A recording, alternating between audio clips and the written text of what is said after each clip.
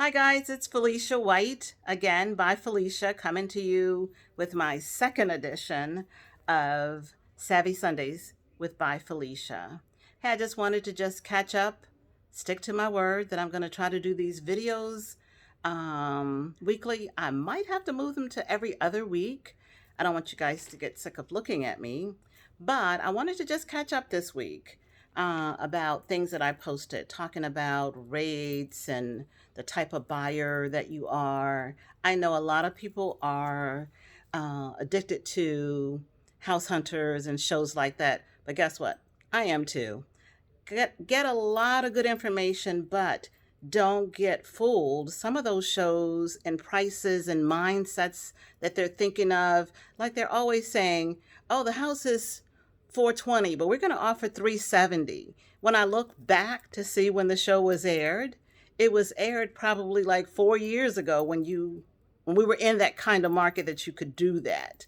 So, be careful when you're looking at them. I know you want to get out there and you think you're wheeling and dealing and making deals, but it's still a seller's market. So sellers aren't going for someone offering them 30, 40, 50,000 less than they're asking. Hopefully they have a great real estate agent like me that's got their house priced right and they're listening and taking the advice. So I wanted to ask, what kind of buyer or first time buyer would you be? Would you be the first time buyer that would be open to get the house that you want or get in a house? Would you be the type of buyer that said, "Oh, you know what? I can fix wallpaper. I can take that down. I can paint walls, um, simple things like that, or I can fix up the front, do a little landscaping myself to get into the house that I want." Or would you be the type of home buyer, first time home buyer, that says, "No, I want a perfect house. It can't have this. It's got to have granite. It's got to have this. It's got to have updated bathrooms and all of that," knowing that it potentially could be limiting the type and the number of the choices of houses that you can buy. So I was curious about that. So drop me a line again at fwatkinswhite at gmail.com or on my Facebook page. Just let me know, what type of home buyer would you be? I know, personal story. My first house was a HUD house, and I'm dating myself now, but it was not in the greatest neighborhood, but I wanted to be in a house. I wanted to be a buyer.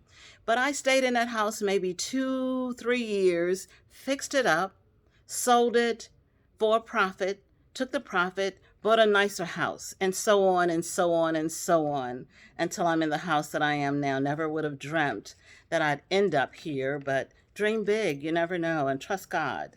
Um, so don't get confused, also, first time home buyers, or anytime you're out there looking. I know that everybody wants to see every house. You know, you find a house you love, but oh, it's another one that came on the market where you're just going to get burned out and confused. So I saw something really good that I think I'm going to start implementing myself. It's giving my buyers a little notebook that they can jot down notes about the houses that they really like and then kind of keep them straight in their head. Trying to remember if we've seen like 5, 8 houses is going to get confusing. So that's just a little thing that I thought was good. Got it off of one of the house hunter shows. One of the agents there, I love how some of them conduct themselves, and I implement some of those things. I'm constantly learning, growing, expanding my business, expanding the way I think about things. And that's what you want in an agent. And I plan to continue to grow to better serve my clients. So another thing I wanted to talk to you about is 2 reasons to buy in 2022. I touched on it a little bit last week about the rates.